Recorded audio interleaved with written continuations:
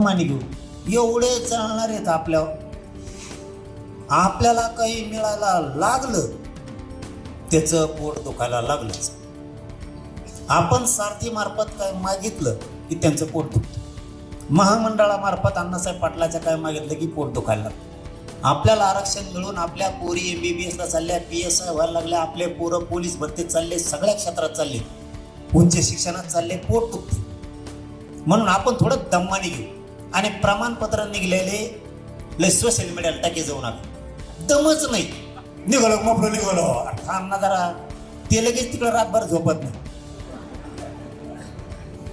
आपलं जरा संयम शिका.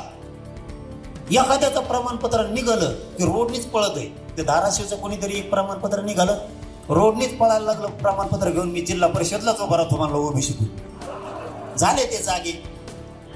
आपलं जमत नाही, आपल्या जागा खाल्ल्याच जमतात त्यांनी, पण आपण खाल्लं की पोट दुखतं. जसं की तुम्हाला लईच वाईट वाटत असलं तर तुमचंच उदाहरण देतो. सोलापूरची ओपनची जागा आहे महापौरची. कस काय OBC आला तिथं? द्या उत्तर मला. मग कस काय आला?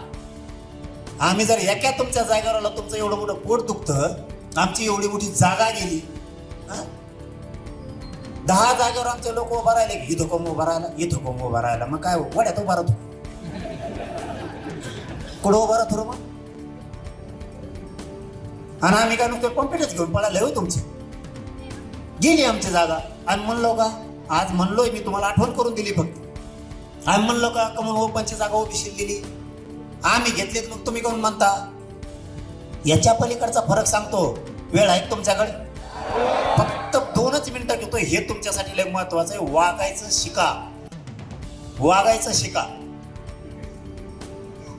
1967 पासून आरक्षण यांना आजपर्यंत 2026 पर्यंत, या 30-35 वर्षाच्या काळात कुणाला जेवायचं इकडं?